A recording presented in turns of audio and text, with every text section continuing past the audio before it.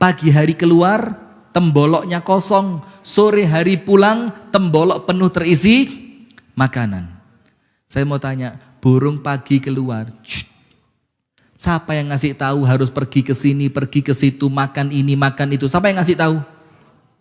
Kan burung tidak punya sinyal GPS. Kan tidak ada. Siapa yang menggerakkan? Allah. Kenapa? Allah tanggung jawab karena panjenengan butuh rezeki. Dalam keadaan panjenengan tidak tahu di mana rezeki panjenengan, maka dengan itu Allah yang akan menempatkan Anda di tempat terletaknya rezeki Anda. Kitabnya apa judulnya?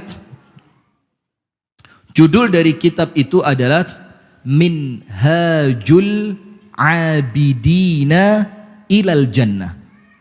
Petunjuk untuk orang-orang yang menghambakan diri kepada Allah untuk menuju surga. Jadi judul kitabnya Minhajul Abidin. Nah, di dalam kitab itu hadirin, ada satu pembahasan yang cukup menarik, yaitu pembahasan tentang penghalang-penghalang sampai kepada Allah. Jadi semua di antara kita ini kan kepingin sampai kepada Allah. Dalam keadaan Allah ridho, dalam keadaan dosa-dosa kita diampuni, dalam keadaan amal ibadah kita oleh Allah diterima, dalam keadaan kita kelak itu oleh Allah dipandang dengan pandangan rahmatnya. Tapi dari semua keinginan itu ternyata ada penghalang. Ada penghalang yang namanya awaqib al-ilm, dari segi ilmu. Tidak punya ilmu mau ketemu Allah, bagaimana? Ada penghalang dari asyubuhati wasyahawat. Syubhat dan syahwat. Syubhat obatnya ilmu, syahwat obatnya takwa. Saya ulang. Syubhat obatnya apa? Ilmu. Kalau syahwat obatnya apa? Takwa. Dan salah satu yang menarik di antara halangan-halangan seorang hamba berjumpa dengan Allah, itu dibilang oleh Al-Imam Al-Ghazali, halangan ar-rizq. Halangan apa? Ar-rizq, rezeki.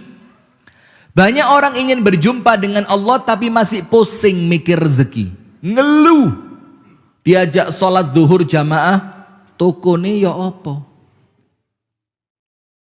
Diajak sholat subuh jamaah, tidak bisa, sudah di sawah panen kentang. Diajak untuk sedekah, tidak bisa, kebutuhan masih banyak. Jadi salah satu di antara yang menjadi penghalang seorang hamba berjumpa dengan Allah, itu ketika dia belum memahami konsep rezeki dengan benar. Nah, sekarang itu yang mau kita bahas di sini. Maka Al-Imam Al-Ghazali, hadirin yang dirahmati oleh Allah Subhanahu wa ta'ala, dan pemirsa Madani TV dimanapun Anda berada, itu mengatakan bahwasannya Allah itu membagi rezeki menjadi 4. Ingat, ini secara pembagian. Secara apa? Pembagian. Bukan ikhtiar mendapatkannya. Macam-macam kalau ikhtiar. Ada yang dengan sedekah itu ikhtiar dapat rezeki. Bayangin, sedekah mengeluarkan uang, tapi ternyata itu adalah cara untuk narik rezeki. Seperti orang mancing. Tahu orang mancing? Umpannya apa? Cacing. Dapatnya ikan. Ada orang mancing umpan ikan dapat cacing? Kan tidak ada. Nah, ibarat itu cara mendapatkan. Ada yang dengan cara syukur. La in syakartum la azidannakum. Ada yang dengan cara qanaah. Nah, kita tidak bahas itu. Yang kita bahas adalah pembagian rezeki yang Allah berikan kepada hambanya. Yang insya Allah hadirin, kalau hadirin semuanya serius, pulang dari majelis ini, tidak perlu ngeluh mikir rezeki. Biarin, jalan aja. Yang penting ibadah yang baik, ikhtiar yang cukup, doa yang banyak. Selesai. Yang penting apa? Ibadahnya yang baik. Yang kedua, ikhtiarnya secukupnya saja, gak usah ngoyo. Karena panjenengan Allah ciptakan di dunia bukan untuk cari uang. Panjenengan Allah ciptakan di dunia untuk apa? Ibadah. Ustadz, cari uang itu ibadah. Iya, alasan. Alasan aja itu. Walaupun benar, nanti kita jelaskan. Tapi yang ketiga, doa sebanyak-banyaknya. Nah, maka hadirin sekalian, insya Allah setelah pulang dari sini nanti panjenengan akan, oh ternyata begitu. Oh ternyata tidak perlu ngoyo. Ngoyo itu apa? Faham ya? Tidak perlu pertentangan urusan rezeki. Nah insya Allah begitu. Nah maka sekarang begini. Kenapa rezeki itu tidak perlu dipikir? Belas. Sama sekali. Tidak usah dipikir. Tapi ingat, tidak dipikir di sini maksudnya tidak mikir bagaimana dapatnya, ya apa caranya, muter uang. Bukan itu maksudnya apa? Jangan dirisaukan. Jangan dirisaukan. Jangan Anda pusing gara-gara rezeki. Apalagi tidak berani nikah gara-gara duit. Ada di sini bujang sari. Apa? Bujang sari itu apa? Jadi orang Arab itu mengatakan al-ismu yadullu alal musamma. Nama itu mencerminkan yang diberi nama. Kalau namanya bujang sari, saya takut banyak bujangan di sini. Betul? Loh kan? Mana salah satunya? Ustaz. Kenapa tidak menikah Ustaz? Bukan tidak, belum. Kenapa belum? Amin ya rabbal alamin. Mudah-mudahan segera dikasih jodoh yang solihah, cantik, hafizah Al-Quran, kaya raya, sabar, ahli ibadah, pengertian. Kalau ada buat anak aja. No. Sudah lanjut. Sekarang pertanyaan hadirin, kenapa panjenengan tidak perlu pusing masalah rezeki? Jawabannya ada 3. Jawabannya berapa? Ada 3. Jawaban yang pertama, ada jaminan dari Rasulullah Sallallahu Alaihi Wasallam bahwa selama panjenengan masih hidup, artinya rezeki panjenengan masih ada. Siapa yang jamin? Rasulullah Sallallahu Alaihi Wasallam. Sementara apa yang disabdakan oleh Rasulullah itu wahyu, betul tidak? Wa ma yantiqu 'anil hawa in huwa illa wahyun yuha. Tidak pernah ngomong Kanjeng Nabi itu karena hawa nafsu, tapi ngomongnya karena apa? Wahyu. Apa yang Rasul sabdakan? Artinya kalau panjenengan masih hidup, berarti jatah rezeki panjenengan masih ada. Apa arti yang lain? Kalau jatahnya sudah habis, panjenengan pasti apa? Pasti apa? Selesai pindah alam, kuburan. Berarti tidak usah khawatir, selama napas masih, ya berarti jatah rezeki masih ada. Saya baca hadisnya. Rasulullah sallallahu alaihi wa alihi wa sahbihi wasallam bersabda, la tastabti'ur rizqa. Jangan kalian menganggap rezeki itu datangnya telat. Jangan. Karena rezeki itu pasti datang kepada orang yang tepat di waktu yang tepat dengan takaran yang tepat. Telu. Tidak usah bingung. Rezeki itu akan datang kepada orang yang tepat. Artinya apa? Milik saya. Tidak mungkin panjenengan makan.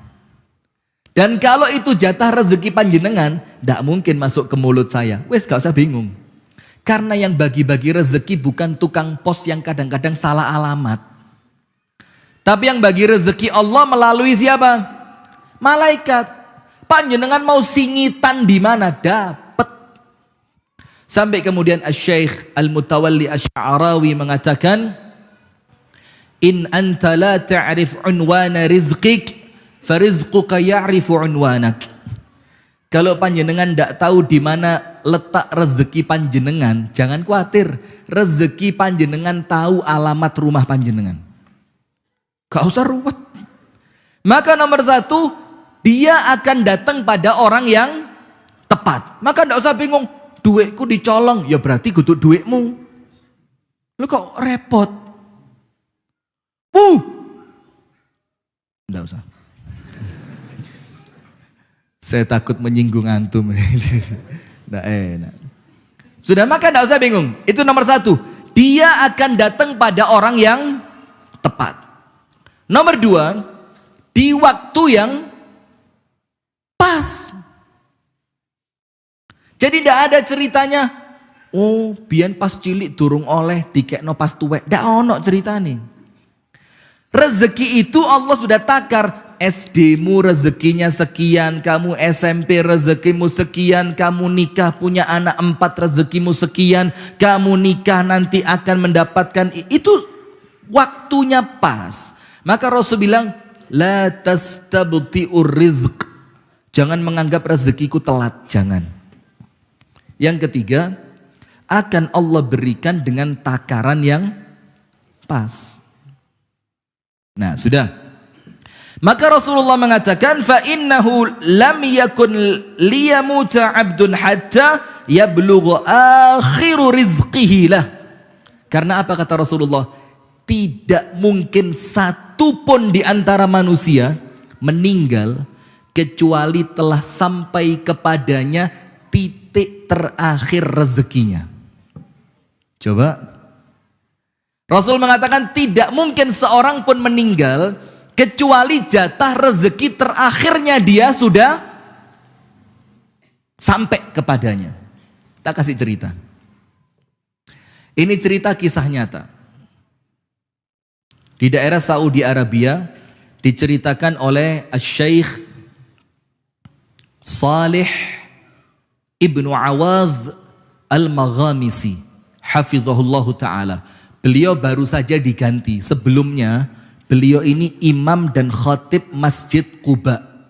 Tahu ya, kalau panjenengan umroh kemudian ke Madinah kan mesti ada sunnah sholat ke Masjid Quba. Kira-kira berapa kilo? 2 atau 5 kilometer dari Nabawi kan. Masjidnya warna putih gitu kan, Masjid Quba. Itu beliau imam dan khatibnya.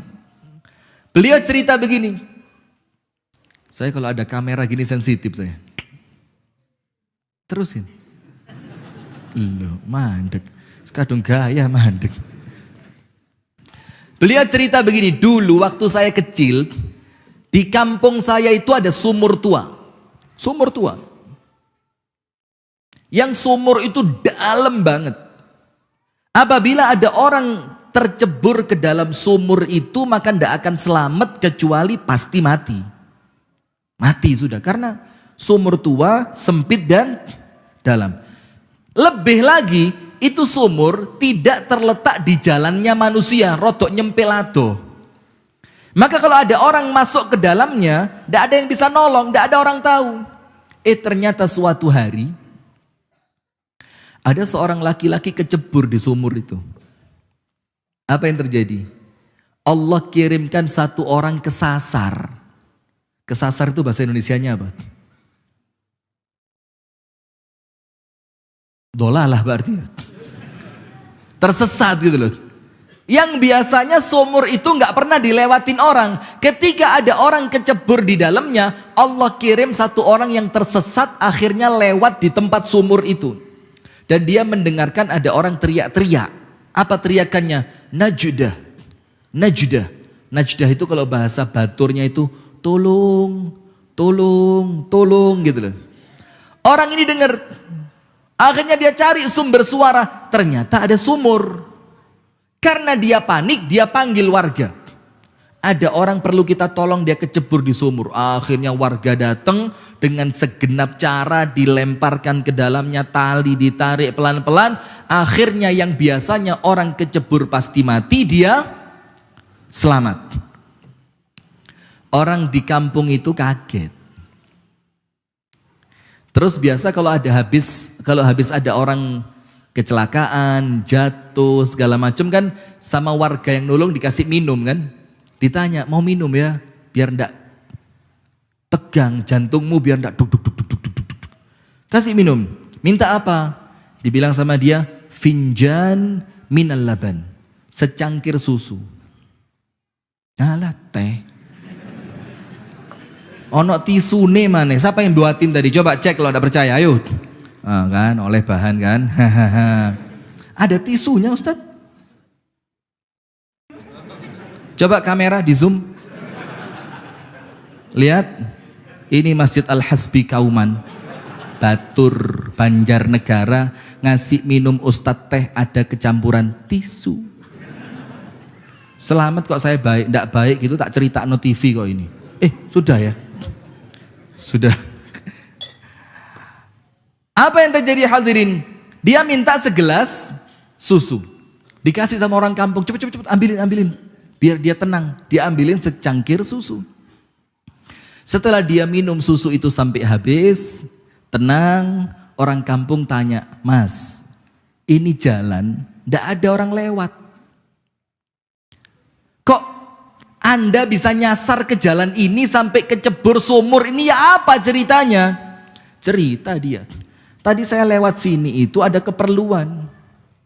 Dan sampai di tempat ini saya tidak tahu kalau ada lubang sumur karena sudah sumur tua. Saya loncat, nyebur. Nah ketika dia cerita loncat, nyebur, dipraktekkan. Loncat betulan, cung, jelup. Masuk sumur yang kedua kalinya.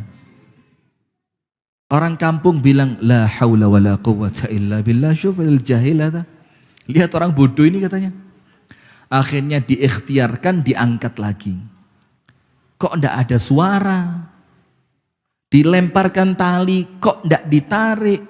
Akhirnya turun satu orang, dilihat ternyata orangnya sudah meninggal dunia. Apa kata Syekh Saleh bin Awad Al-Maghamisi, hafizahullahu ta'ala, beliau katakan, boleh jadi ketika kecebur yang pertama, orang itu seharusnya sudah mati. Tapi ketika oleh para malaikat dicek, ternyata ada satu jatah rezeki yang belum dia ambil. Apa itu? Secangkir susu. Maka oleh Allah diselamatkan dia karena rezekinya belum tuntas. Diselamatkan dulu, diberikan jatah terakhir rezekinya, baru kemudian setelah itu dia boleh meninggal dunia. Lah terus ngapain panjenengan bingung? Wong panjenengan itu tidak mungkin mati kecuali rezekinya sudah sempurna. Hatta walaupun rezeki itu tetesan air infus. Kalau memang rezeki itu jatah panjenengan, panjenengan mau koma model apa? Di rumah sakit sampai jantung itu tekanan darah tinggal 30/70. Selama itu tetesan air infus masih menjadi jatah rezeki Anda, maka Anda tidak akan mati sampai tetes terakhir sempurna. Itu nomor satu. Kenapa kita tidak perlu pusing mikir rezeki? Kenapa? Tidak mungkin meninggal kecuali rezekinya sempurna. Berarti kalau panjenengan masih hidup, ya jangan khawatir. Minimal nanti pulang kopi dapat lah. Ada. Tenan nenek. Ada kopi. Ada. Nah, minimal kopi lah. Setelah kopi diminum hati-hati. Jangan-jangan itu jatah rezeki terakhir kan? Saya khawatirnya begitu. Kok di masjid ini sore rezeki je enak. Ya wis hati-hati. Jangan-jangan kopi terakhir itu. Pulang ada apa gitu. Na'udzubillah min dzalik. Nomor 2. Kenapa tidak perlu pusing masalah rezeki? Kenapa panjenengan tidak perlu risau masalah rezeki? Nomor 2, ingat hadirin. Disebutkan oleh An-Nabi SAW dalam hadis yang sahih, dan hadis ini disahihkan pula oleh Asy-Syaikh Al-Albani rahimahullahu taala. Itu Rasul katakan apa? Sekiranya, misalkan, seumpama panjenengan itu tidak mau dapat rezeki, dikasih rezeki, mau, tidak mau melawayu panjenengan. Aku mau rezeki, aku melawayu, lari, kabur dari rezeki. Sebagaimana dia kabur dari kematian, apa kata Rasulullah? Maka rezeki akan mengejar dia sampai dapat, seperti kematian akan mendapatinya. Duh, ya apa? Jadi jangankan panjenengan kejar, panjenengan lari, itu rezeki nguber dan pasti kena, pasti dapat. Jadi tidak ada ceritanya aku mau ya wes lek mau ge wong liya, tidak ada itu. Kalau memang itu milik Anda, maka Anda mau kabur kemanapun, itu rezeki pasti datang kepada Anda, tau'an au karha, sukarela ataupun terpaksa. Saya baca hadisnya. Lau anna ibni Adam haraba min rizqih kama yahrub minal maut, la adrakahu rizquh kama yudrikuhul maut. Kalau ada manusia melarikan diri dari rezekinya, sebagaimana dia melarikan diri dari kematian, maka rezeki akan mendapatinya sebagaimana kematian akan mendapatinya. Terus, buat apa risau? Lo panjenengan duduk di rumah, kalau memang rezeki panjenengan bakal datang. Panjenengan lari sampai ke luar negeri. Kalau memang bukan jatah panjenengan, tidak mungkin dapat. Maka Rasul katakan, kalaupun ada yang kabur tidak mau dapat rezeki, rezeki bakal ngejar dia sampai dapat. Ketiga, kenapa rezeki tidak perlu dipikir? Tidak perlu risau sedikit pun. Panjenengan gak usah mikir rezeki sudah, mikir ibadah aja. Sing penting awake kudu obah. Ngerti maksudnya? Orang Arab mengatakan taharrak fa inna fil harakati barakah. Obah. Karena di dalam gerakan itu ada keberkahan. Maksudnya apa? Lo jenenge wong lek golek rezeki yo mesti oleh. Gitu loh. Lawang nanti saya ceritakan burung saja, itu ndak punya kok sinyal GPS gitu, ndak punya. Ketika keluar dari sarangnya pagi hari, itu ndak bisa burung ngetik di Google Maps panen padi terdekat. Terus diarahkan. Terus lurus sejauh 2 km. Dalam 300 meter ke depan belok kiri. Burung ndak pakai itu, yo dapat makanan, betul ndak? Yo kadang-kadang karake wong tumpah, ya, atau orang mau ke sawah bawa bekal makanan, bekalnya jatuh, atau macam-macam. Yang penting rezeki ini panjenengan tidak usah pikir, mikir ibadah aja sudah. Tapi kudu kerja, jangan tidak mikir, ya wes, tidak mikir. Agus, mana Pak Agus? Pak Agus? Bukan Agus yang lain ini, Agus spesial ini. Bukan berarti tidak mikir kemudian tidak kerja. Tidak kerja itu konyol. Seperti orang begini, Mas gak mangan, engko lak luwe, ala rapopo lek wayahe wareg lak wareg dhewe. Ini makanan di depan mata. Dia tidak akan bikin Anda kenyang kecuali Anda gerakkan tangan, krek, krek, krek. Belum selesai, mulut punya tugas apa? Belum selesai, punya tugas apa lagi? Ngelek, ditelan, baru kemudian mendatangkan apa? Kenyang, padahal makanan depan mata. Lu mau sok panjenengan bilang, oh lek gitu tidak usah kerja. Ada lagi orang mau nyuci mobil, tidak usah dicuci, nantilah kotor lagi. Terus kalau dia mau minta makan, tidak usah makan, nantilah lapar lagi. Yes, podo, iya. Lah apa kalau nanti lapar lagi sekarang harus makan? Sama seperti mobil, kalau nanti kotor lagi kenapa harus dicuci? Ini rotok kacau. Nah maka hadirin sekalian yang dirahmati oleh Allah dan pemirsa Madani TV dimanapun Anda berada. Yang ketiga, kenapa rezeki tidak perlu Anda risaukan? Wes salah, fokus ibadah. Fokus ibadah. Kenapa nomor 3? Karena rezeki termasuk takdir yang tidak bisa berubah. Rezeki termasuk apa? Takdir yang tidak bisa berubah. Saya mau tanya. Ketika panjenengan 3 bulan di perut ibu panjenengan, di rahimnya, Allah kirimkan apa? Malaikat. Di umur 120 hari. 4 bulan ya, 4 bulan, 120 hari. Allah kirim malaikat. Dan ketika Allah kirim malaikat, tugas yang pertama apa? Yunfakhu fihi ruh. Meniupkan ruh. Itulah kenapa sebagian ulama mengatakan kalau ada perempuan keguguran setelah 4 bulan tetap sunnah anaknya diakikoh. Kenapa? Sudah tertiup ruh. Karena kalau gugur atau kalau gugur sebelum 4 bulan tidak perlu diakikoh. Kenapa? Karena dia belum berupa manusia.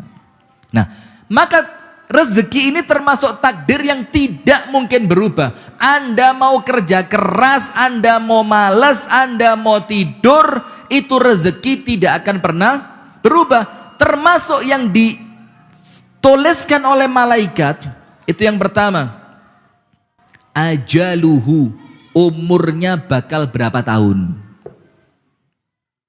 Jadi umur itu ya wes Pak. Yang kedua, rizquhu, rezekinya. Rezeki itu ya termasuk pasangan hidup. Saya mau tanya, bapak-bapak dijawab ya sebelum adzan isya. Istri itu termasuk rezeki atau nasib? Ayo. Rezeki? Kalau jelek ya apa? Hah? Loh, rezeki kok jelek? Rezeki itu yang enak-enak. Ayo Bu, Pak, istri rezeki atau nasib? Ibu-ibu enggak usah ikut jawab. Saya tanya bapak-bapak, Pak, istri termasuk rezeki apa nasib? Nasib? Modelnya kok curhat. Begini, kalau dia baik maka rezeki. Kalau dia kurang baik maka nasib yang perlu disabari.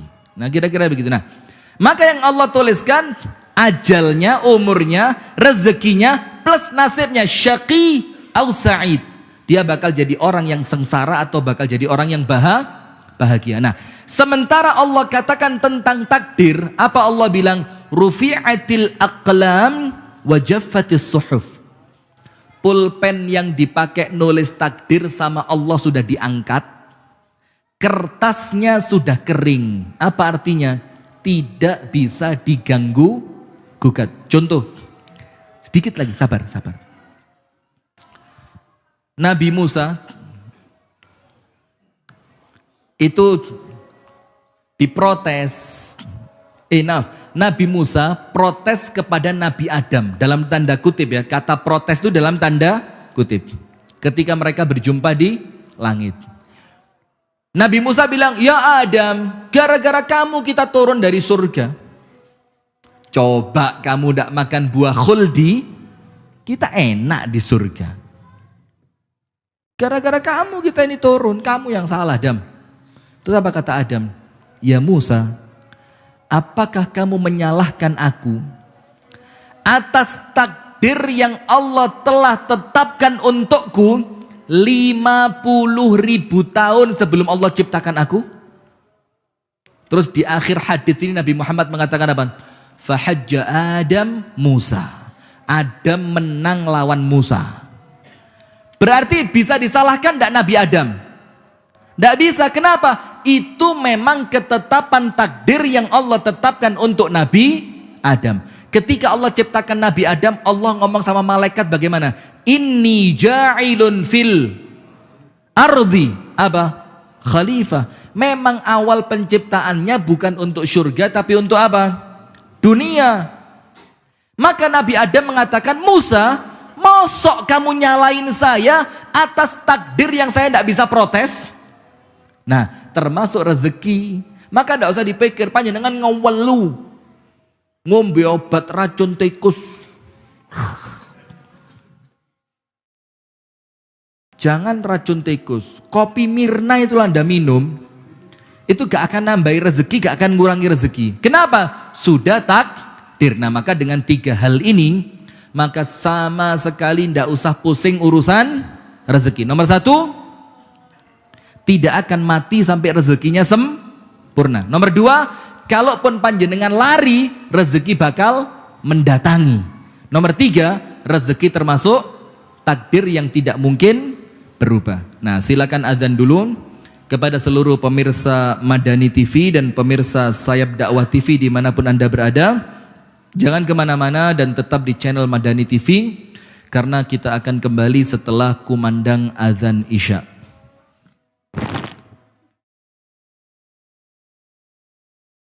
Bismillahirrahmanirrahim. Alhamdulillahi rabbil alamin. Assalatu wassalamu ala asyrafil anbiya'i wal mursalin, Nabiyyina wa maulana Muhammadin wa ala alihi wa sahbihi ajma'in, amma ba'du. Hadirin sekalian, setelah kita mengerti dan kita tahu bahwa rezeki itu sama sekali tidak perlu diapain tadi? Nggak perlu dipusingkan. Dapat 1 juta yang tidak akan berubah 2. Dapat 5 juta tidak akan berkurang 4. Jatah umur 60 tidak akan jadi 80. Maka tidak usah bingung dalam perkara-perkara yang semacam ini. Nah, sekarang kita mau masuk ke materinya. Disebutkan oleh Al-Imam Al-Ghazali bahwasannya pembagian rezeki itu ada 4. Ada berapa? 4. Dan panjenengan insya Allah, amin ya rabbal alamin, kalau ngerti yang 4 ini, maka panjenengan ndak akan buka toko sambil ngenyek tokonya orang. Panjenengan ndak akan jualan kentang sambil menjelekkan kentangnya orang lain. Panjenengan tidak akan membeli barangnya orang lain dengan cara curang atau menjual barang dengan cara curang. Tidak akan. Kenapa? Sudah mengerti konsep rezeki. Ibu-ibu juga gitu. Jualan daster 200.000, ditawar 180. Jawabannya ibu-ibu apa? Modalnya durung oleh. Padahal badine kurang akeh. Bohong ndak, Bu? Sementara Rasulullah mengatakan apa? Penjual dan pembeli itu kalau bohong, berkah jual belinya Allah cabut. Walaupun keuntungannya besar tapi tidak barokah. Tapi kalau jujur, terbuka apa adanya, maka walaupun untung sedikit, tapi yang sedikit itu berkahnya banyak. Nun sewu, mohon maaf, permisi. Biasanya jual beli handphone. Pernah jatuh? Sama sekali tidak. Padahal rotuh ping 11 lebih. Baterainya bagaimana? Boleh diadu. Padahal drop.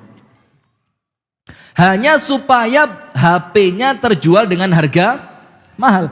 Kalaupun mahal tidak mungkin barokah. Yang kedua, mohon maaf sekali ya, sebagian di antara oknum jual beli mobil. Tahu nabrak? Tidak pernah. Padahal mobil ini bekas tabrakan riak entek. Atau bahasa lain, dia tidak bohong, tapi itu nipu. Mas, mobil ini cacatnya apa? Saya tidak tahu, sampai lihat sendiri aja. Dalam keadaan si penjual tahu itu cacatnya tidak mungkin diketahui oleh pembeli. Podoai. Tidak barokah jual beli panjenengan. Hati-hati. Tidak barokah itu artinya apa? Uang banyak, anak sakit-sakitan, habis untuk anak berobat. Entek, gak kroso. Uang banyak, istri tidak pernah di rumah. Sehari arisan 7 kali. Arisan PKK, arisan kelompok senam, arisan pengajian, arisan RT. Masya Allah, sehari jadwalnya padat mengalahkan ustadz. Tapi bukan ceramah, arisan. Panjenengan kok yo mau punya istri kayak gitu. Ijol nolak wis. Ijol tombok pena. Tak boleh. Ustadz, astagfirullah, belum nikah loh Ustadz. Hati-hati loh. Nah sudah. Maka kalau panjenengan ngerti yang 4, insya Allah beres. Kerja itu nggak perlu sampai kemudian narik orang. Ini loh toko saya, barangnya KW. Kok KW? Barangnya top, gak usah narik-narik, sabar, tenang. Sambil nunggu toko, sambil baca Al-Quran. Sambil nunggu toko, sambil buka kitab-kitab agama dibaca. Sambil nunggu toko, sambil sholat duha. Tenang, Kenapa? Dia yakin tugasnya dia buka toko, tugasnya Allah mendatangkan pembeli. Betul apa enggak? Toko saya ditutup Ustadz. Siapa yang nutup? Jin. Jinnya mana? Itu depannya Ustadz. Mas, misalkan gitu, contoh saja. Sudah, lawang Ustadznya di sini dia lihat HP, apa? Ada lucu lagi, Pak. Saya ceramah di depannya dia enggak ngelihat saya, buka YouTube saya.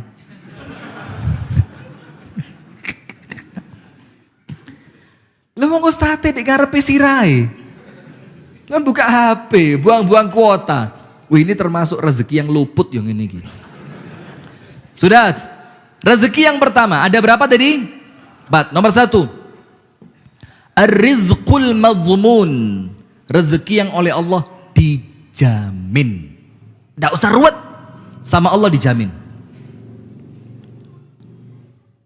Nomor 2, ar-rizqul maqsum. Rezeki yang oleh Allah dibagi sesuai porsi kebutuhannya masing-masing. Nanti saya jelasin satu persatu. Nomor 3, ar-rizqul maw'ud. Rezeki yang masih berupa janji. Berupa apa? Janji. Lek ngene tak kei. Gitu loh. Nomor 4, ar-rizqul mamluk. Rezeki yang memang Allah takdirkan itu menjadi milik Anda dunia akhirat. Ada berapa? 4. Nomor 1 rezeki yang dijamin. Nomor 2 yang dibagi. Siapa yang bagi? Allah. Bukan mertua, bukan menantu, bukan ponaan, bukan bapak, bukan bos, bukan toko. Siapa yang bagi? Allah. Yang ketiga, rezeki yang dijanjikan. Yang keempat, rezeki yang memang Allah takdirkan dimiliki. Apa? Dimiliki.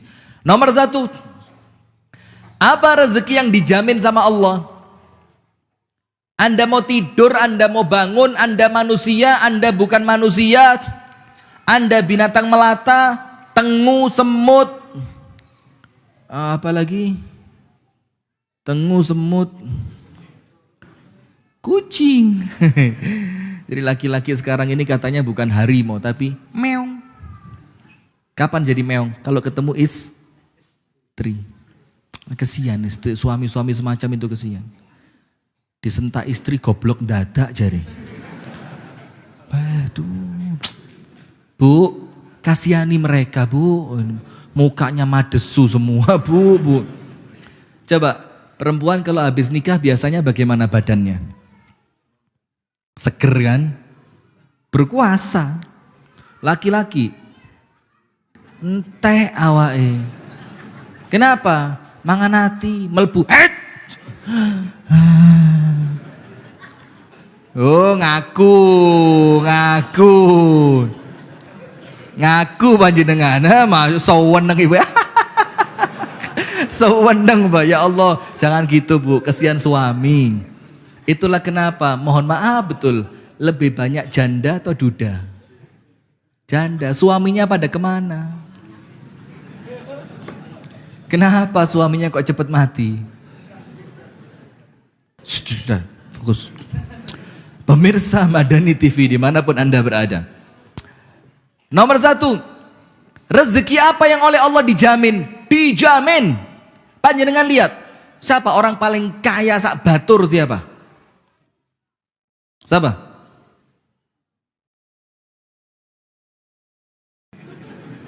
Loh, gak kenal wong soge? Siapa orang paling kaya sak batur? Sebut nama aja, tidak apa-apa.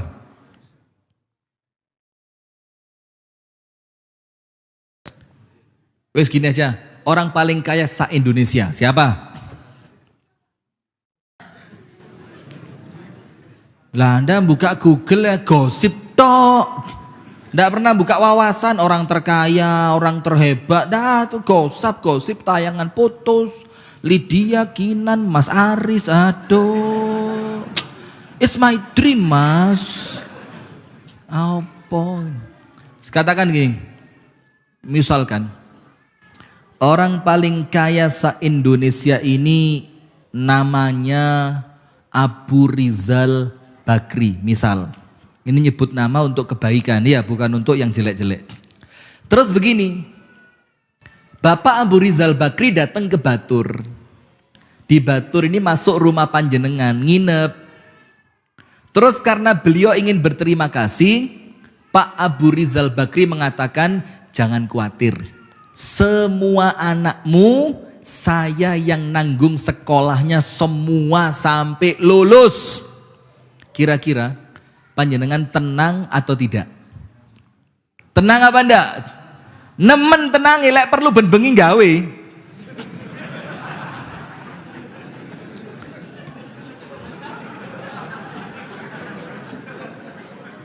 Salah.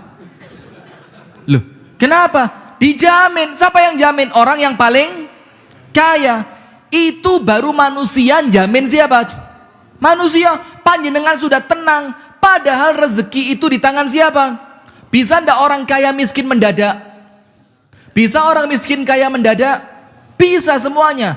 Idza arada syai'an ayyaqula lahu kun. Selesai. Kenapa panjenengan bisa tenang walaupun punya anak buahnya padahal yang jamin manusia? Sementara rezeki panjenengan yang jamin siapa? Kenapa kok gak tenang? Siapa yang paling kaya sealam semesta ini? Siapa pemilik alam semesta? Siapa yang punya Batur? Siapa yang bikin kentang di Batur itu bagus? Kode lu ini. Siapa yang bikin kentang di Batur itu bagus? Siapa yang bikin kentang itu bisa tumbuh subur? Semuanya siapa? Allah. Kenapa ketika panjenengan dijamin manusia panjenengan tenang, padahal panjenengan dijamin Allah kok masih risau? Malu ndak sama Allah?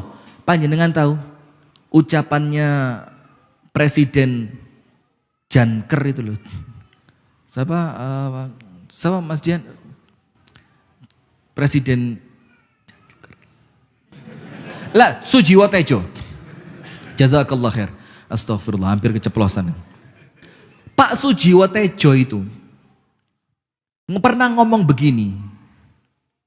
Padahal beliau itu orang yang nampaknya, maaf ya, yo kalau ibadahnya sama panjenengan yo jelas nampak panjenengan lah, masjid gak tahu putus kan. Nampaknya beliau kan tertutup, tidak terlihat gitu loh ibadahnya. Tapi ngomongnya begini, tidak perlu menginjak Al-Quran untuk engkau menghina Allah. Tidak perlu. Mau menghina Allah dengan menginjak Al-Quran, gak perlu. Cukup engkau itu dikatakan menghina Allah ketika kamu bingung besok makan apa. Itu menghina Allah. Coba, sekelas Sujiwo Tejo. Ngerti bahwa kita ini oleh Allah dijamin. Saya mau tanya sekarang, apa rezeki yang sama Allah dijamin? Al-akl wasyarab. Makan dan minum. Berarti semua makhluknya Allah yang butuh makan, yang butuh minum, makan dan minum mereka tanggung jawabnya siapa? Allah. Faham? Sampai ikan yang paling dalam di dasar laut, siapa yang ngasih makan? Allah. Sampai semut yang kadang-kadang kita nggak sengaja keinjek, siapa yang ngasih makan? Allah. Anda tahu yang namanya binatang kecil warna merah gregetno yang namanya tengu tahu? Di sini namanya apa? Oh sama ya. Tengu itu kan musuh banget waktu kita kecil ya. Rasanya ada, wujudnya ndak ada. Oh, ini ndak tahu yang lain sih gak guyu gak ero iki. Rasanya ada, Pak. Digoleki dipetani gak peduk. Biasanya pakai apa? Bawang merah dibakar, ditempel. Ibu-ibu tahu? Enggak tahu. Sampai itu binatang. Fokus. Astagfirullahaladzim. Sampai itu binatang kecil seperti itu, siapa yang jamin rezekinya? Allah. Siapa yang jamin rezekinya? Allah. Sebelum saya bacakan ayatnya, tak kasih satu cerita. Ini cerita kejadian dan kisah nyata. Kisah apa? Nyata. Diceritakan oleh seorang ulama bernama Asy-Syaikh Khalid Ar-Rasyid, hafizahullah ta'ala. Beliau cerita begini, ada seorang kiai punya pondok. Semua murid dan santri di pondok itu makan gratis. Makannya apa? Gratis. Dan mondoknya juga gratis. Setiap pagi Pak Kiai ngasih uang ke salah satu murid terpercaya. Ini duit belanja ke pasar. Nanti pulang dimasak untuk makan satu hari. Tiap hari begitu. Sampai pada suatu hari si murid ketika diberi uang oleh Kiai untuk belanja ke pasar untuk makan hari itu, muridnya bilang apa? Ya Syekh, irtafa'atil as'ar. Tidak cukup. Kenapa tidak cukup? Harga di pasar semuanya naik. Beras naik, telur naik, minyak. Apalagi ya, minyak goreng naik. Semuanya naik. Jadi uang ini tidak cukup. Saya khawatir Syekh, dalam beberapa waktu ke depan kita tidak bisa makan. Karena harga-harga menjadi mahal. Apa kata guru kepada murid tadi? Dengerin Pak. Ini prinsip hidupnya hamba Allah. Apa kata syekhnya? Wallahi la ubali. Saya ndak mikir blas. Ndak tak pikir. Muridnya ngomong ditegesi kepada gurunya, ya Syekh, ini kalau uang belanja cuma sekian, beberapa hari kemudian kita ndak makan. Karena ndak cukup, harga naik. Apa kata syekhnya? Wallahi la ubali, demi Allah saya tidak peduli. Belas tidak saya pikir. Kenapa? Walau kanat habbat asy-sya'ir bidinar la ubali. Walaupun satu butir beras, satu butir loh, bukan 1 ons, bukan 1 kilo, bukan 5 kilo, bukan 10, 1 butir. Walaupun 1 butir beras itu harganya 3.200.000, saya tidak peduli. Coba, saya mau tanya panjenengan, kalau harga beras 1 butir 3 juta, mikir apa ngeluh? Ya karo-karo nih, ngeluh sampai mikir sampai. Ini Syekh bilang, walaupun 1 butir beras 3 juta saya tidak mikir. Muridnya tanya, ya Syekh, ya apa genah loh sampean? Ini santri ki ngaji maca kitab gampang luwe lho iki. Kata Syekhnya, kenapa saya tidak mikir? Dengerin hadirin. Dan kepada pemirsa Madani TV. Alayya an a'budahu kama amarani. Wa alaihi an yarzuqani kama wa'adani. Tugasku ibadah seperti yang Allah perintah. Dan menjadi tugasnya Allah ngasih makan seperti yang Allah janjikan. Coba, tugasku apa? Ibadah. Seperti yang Allah perintah. Maka menjadi tugasnya Allah ngasih makan seperti yang Allah janjikan. Nah sekarang cerita ini dalilnya apa? Kita ini kan kadang-kadang begitu. Lihat, panjenengan nanti pulang buka surat Hud. Surat apa? Hud ayat yang ke-6. Allah Ta'ala berfirman, wa ma min dabbatin fil ardi illa 'ala Allahi rizquha. Tidaklah ada satu melata pun di muka bumi kecuali Allah yang jamin rezekinya. Dan bukan cuma jamin. Wa ya'lamu mustaqarraha wa mustauda'aha. Dan Allah tahu di mana rumahnya dia dan kemana dia pergi. Coba, ini ayat ada ceritanya dalam hadis Sahih Bukhari. Apa ceritanya? Anda tahu Abu Musa al-Asy'ari? Abu Musa al-Asy'ari tahu?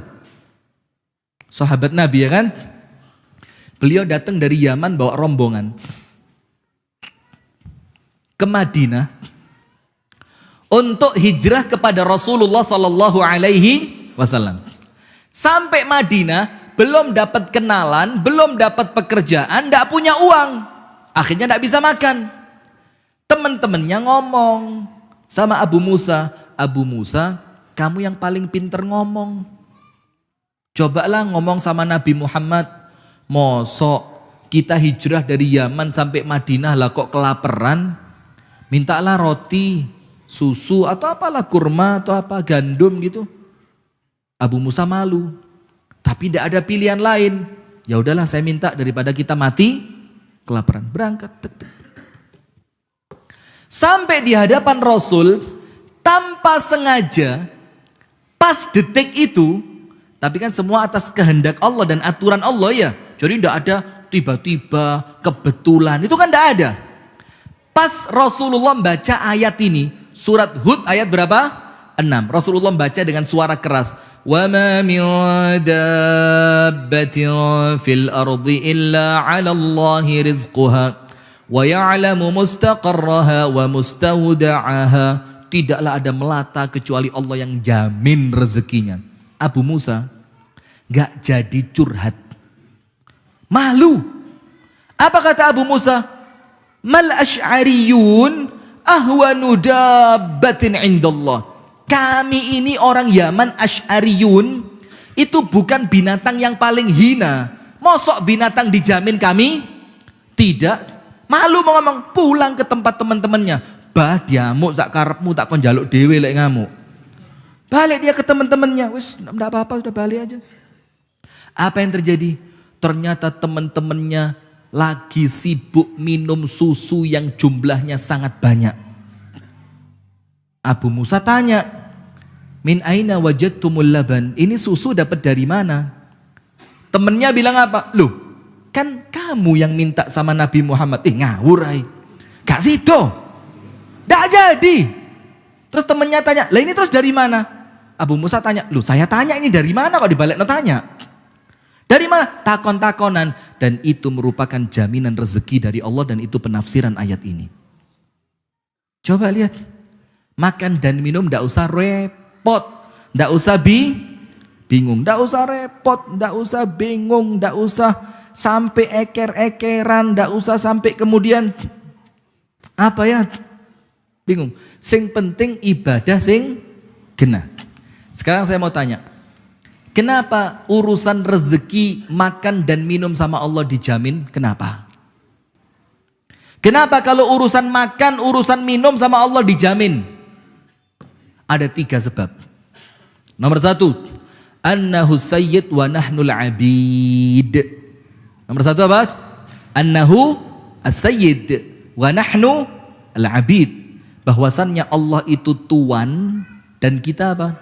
Budak. Panjenengan tahu dalam ilmu fikih, budak itu kalau sama tuannya tidak dikasih makan, dia bisa mengajukan ke pengadilan untuk nuntut bebas dan merdeka. Berarti makannya budak, tanggung jawabnya siapa? Tuannya. Wajib tuan itu menyiapkan makan untuk budaknya. Ketika budak tidak dikasih makan, dia otomatis bisa apa? Merdeka. Nah, sekarang kita sama Allah sama percis dan Allah jauh lebih mulia. Allah apa? Tuan. Anda ibadah nyembah siapa? Allah. Anda doa minta kepada siapa? Allah. Anda sujud-sujudnya untuk siapa? Allah. Inna salati wa nusuki wa mahyaya wa mamati lillahi rabbil. Semuanya untuk Allah. Maka ketika Allah tuan dan panjenengan itu ngaku budaknya Gusti Allah, maka oleh Allah pasti dijamin. Itu sebab pertama. Maka untuk dapat jaminan rezeki, ayo mantesno awak dadi budake Gusti Allah. Budak bagaimana? Kudu apa? Harus nurut, manut. Kon salat, suruh nutup aurat, suruh taat sama suami, kok nyimut. Ngerti kok nyimut? Enak men. Kenapa suami? Nah, tidak boleh taat sama Allah. Nah, maka selama Anda menghambakan diri kepada Allah, maka Allah adalah zat yang paling tanggung jawab kepada budaknya. Maka pasti dikasih makan. Tak cerita nih mana? Waduh. Ini 2 episode ini. Lanjut subuh ini. Tapi kajiannya online. Ada Al-Imam Ibnu Qudamah. Al-Imam Ibnu Qudamah. Itu punya buku kitab sekian. Judulnya apa? At-Tawwabun.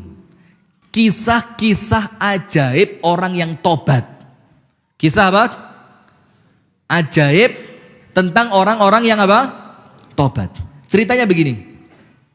Ada kafilah dagang umat Islam naik perahu, jualan barang. Sampai di tempat barangnya dijual beres. Pulang, bawa apa? Uang. Ketika pulang di malam hari ternyata kapal mereka disikat sama badai. Bang. Tidak bisa melanjutkan perjalanan kecuali harus bersandar. Dan bersandarnya di suatu pulau kecil. Pulau kecil, apa yang terjadi hadirin? Kepala perahunya bilang apa? Kita istirahat di sini, buka tenda. Cek ada orang jahat enggak? Dicek pulaunya tidak ada penghuni. Wes bikin tenda, mereka istirahat, tidur, nunggu sampai ombak tenang. Keesokan harinya, ternyata di pulau itu diketahui ada 1 orang penghuni. Cuma 1. Dan penghuni pulau itu penyembah berhala. Pas orang Islam lewat, itu penghuni pulau lagi gini-gini sama berhalanya. Orang Islam tanya, Madi, ini apa ini? Dibilang, Tuhan saya. Weh, ini kayu Tuhan kamu. Iya, jangan ngamuk loh, jangan ngenyek loh kamu. Tuhan saya ini. Katanya orang Islam apa? Kalau ini patung Tuhan kamu, itu loh di perahu saya. Ada tukang bikin patung yang bisa bikin Tuhan lebih ganteng dibanding Tuhanmu. Lagi ukirannya elek. Kalau kamu mau tak buatkan, di perahu ada tukang pahat yang lebih pinter. Terus penyembah berhala tadi tanya, lah kalau kalian nyembah apa? Dibilang kami nyembah Allah. Ditanya Allah itu siapa? Dijelaskan apa buktinya? Dibacain ayat Al-Quran, tunjukkan bukti. Walhasil terakhir itu orang masuk Islam. Masuk Islam. Sudah, ketika dia masuk Islam, sama orang Islam diajak, ayo ikut kami. Kalau kamu tinggal di sini, kamu tidak akan bisa ngerti tentang agama Islam. Kamu tidak ngerti tentang Islam. Apa yang terjadi hadirin sekalian? Nah ini. Dibawa naik perahu, jalan naik perahu gitu kan. Pas di tengah malam, apa yang terjadi? Itu orang Islam di perahu tidur semua. Yo capek habis apa? Kerja berdagang. Orang yang baru masuk Islam ini tidak bisa tidur. Orang Islamnya dibangunin. Mas, saya mau tanya. Ya silakan tanya. Tuhan kita itu kalau malam tidur enggak? Coba. Allah kalau malam tidur apa enggak?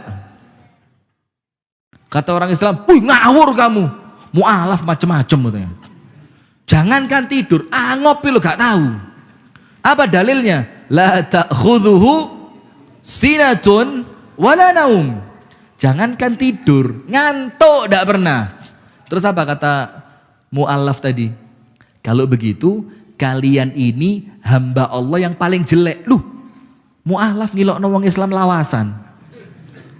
Kenapa katanya? Loh, masa Tuhan yang tidak tidur kalian tinggal tidur, ayo sholat. Wih, mu'alaf genah ini. Langsung sak perahu sholat kabeh 1-0. Sudah, setelah perahunya mendekati perkampungan kaum muslimin, orang Islam tadi urunan, ayo urunan. Kita kan pulang dagang, duit kita banyak.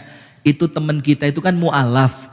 Di kampung kita dia belum punya kerja, belum punya kenalan. Khawatir kalau dia tidak bisa makan kelaparan. Terus bagaimana? Kita kumpulkan uang. Wis, kumpulin duit. Setelah perahunya bersandar, semuanya turun. Uang tadi dikasihkan sama orang yang baru masuk Islam itu. Mas, Anda kan baru masuk Islam. Belum punya kerja di kampung kami. Belum punya kenalan di kampung kami. Biar kamu tidak kelaparan, tak kasih uang. Nanti uang ini bisa kamu buat untuk beli makan. Apa yang terjadi hadirin? Uangnya diambil, dibuang ke laut. Boom. Mu'alaf gak moto duwien. 2-0. Orang Islam kaget. Tuh, itu duit banyak loh. Saya gak butuh. Kalau kamu kelaparan ya apa? Gak ada uang untuk beli makan. Mas, tak cerita nih katanya mu'alaf itu. Saya di pulau yang kalian terdampar itu, wis bertahun-tahun. Dalam keadaan saya nyembah Tuhan yang salah. Saya nyembah Tuhan yang salah. Itu pun tiap hari tidak pernah kelaparan. Ono ai iwak nyangsang itu tuh waduh bakar. Besok lagi ikan terdampar bakar. Besok lagi ikan datang dijemur.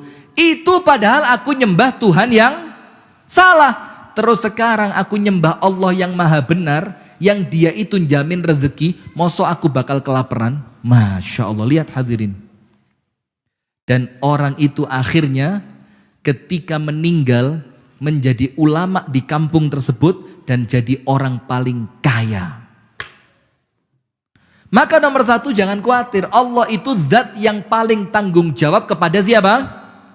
Budaknya. Maka mantes no awak dadi budak. Itu kenapa nomor satu, rezeki makan dan minum oleh Allah dijamin. Karena Allah Tuhan kita budak. Nomor dua, tugas kita hidup di dunia apa? Ibadah. Berarti tugas kita bukan cari makan. Supaya tugas utama tidak keteteran. Apa keteteran itu?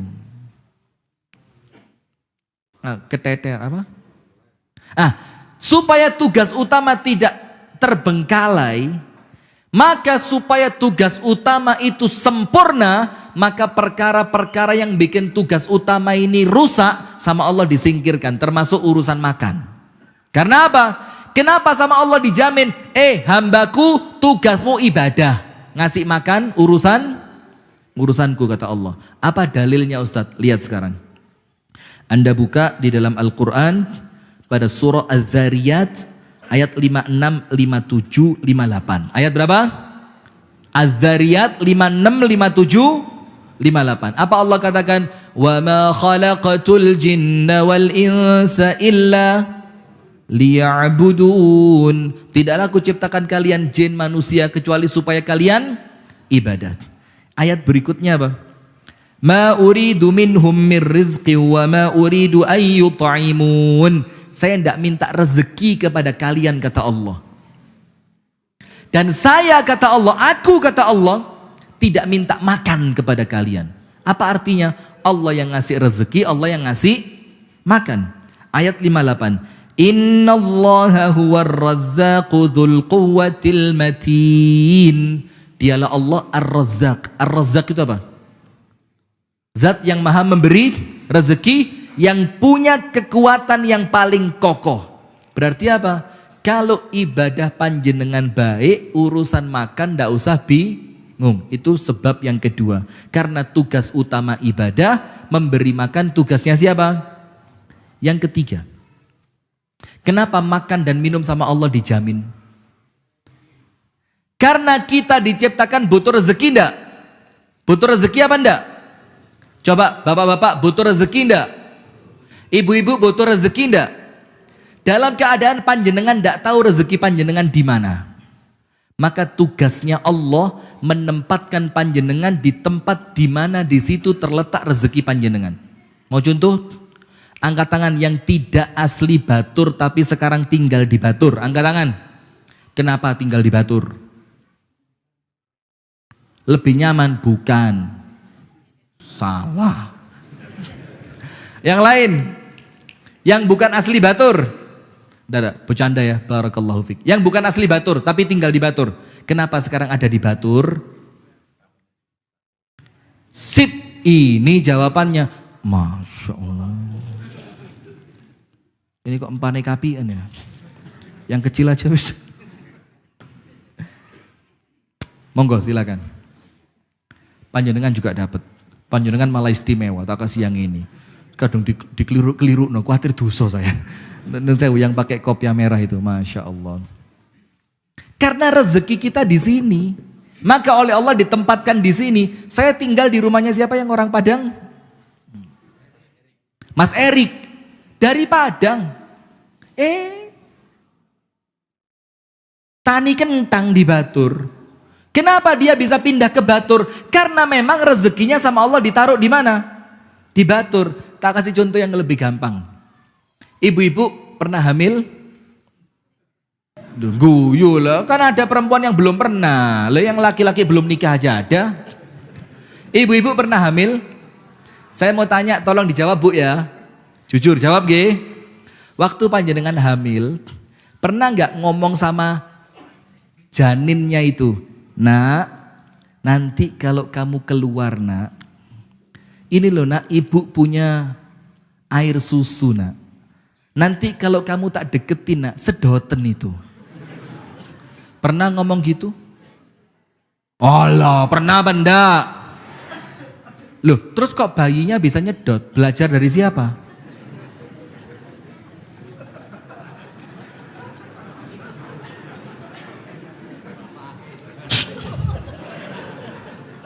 Sampean nyontoni dah. Atau ibu-ibu ndak ngomong wes, jangan-jangan bidan yang ngasih tahu kan? Waktu bayinya mau keluar sama bidan dielus-elus. Yi bayi, engko lek metu. Lihat air susu ibumu yi. Kalau sudah deket ono sing mentol sedoten. Ada bidan ngomong begitu? Ndak ada. Saya mau tanya, dari mana dia ngerti bahwa itu disedot? Coba dari mana dia ngerti?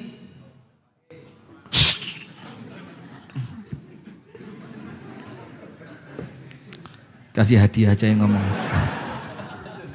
Wa iyyakum. Mana tadi yang ngomong bapak tadi?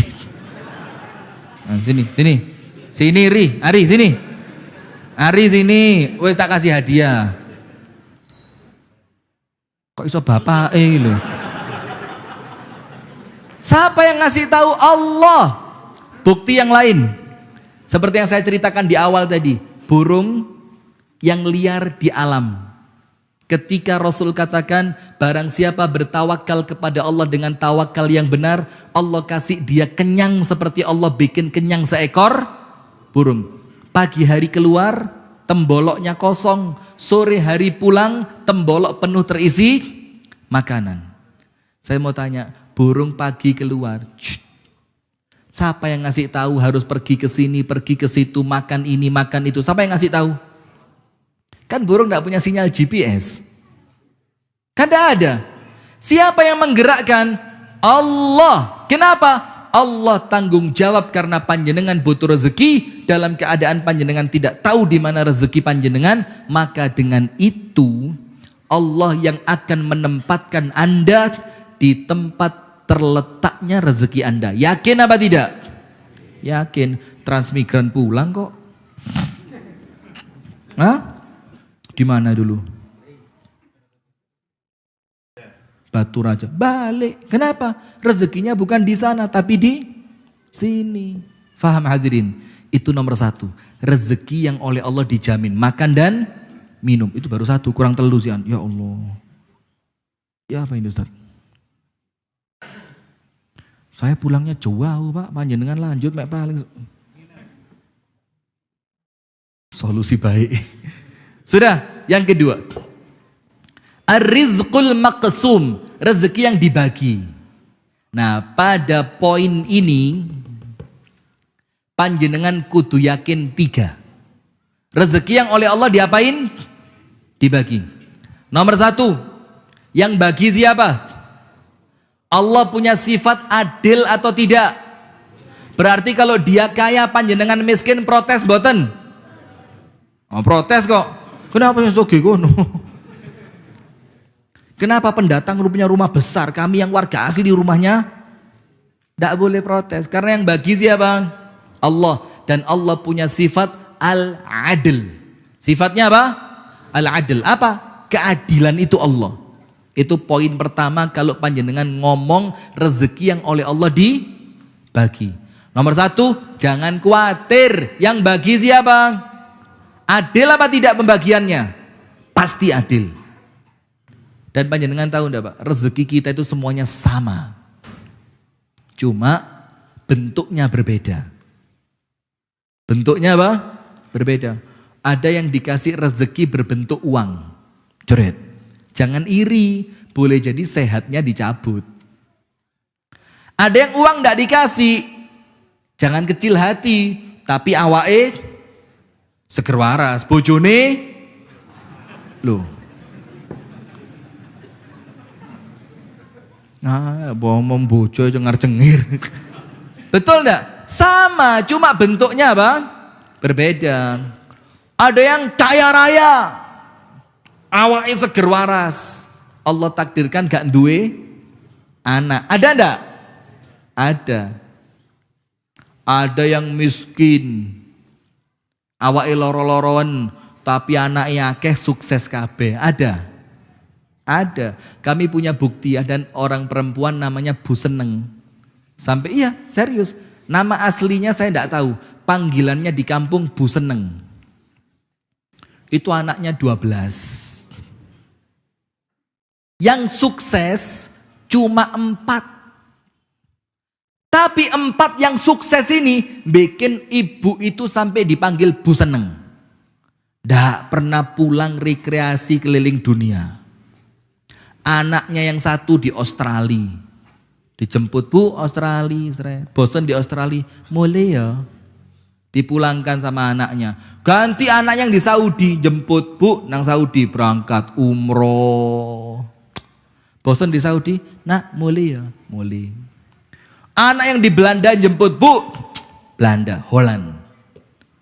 Bosen di Holland. Mulai ya. Mulai. Satu lagi.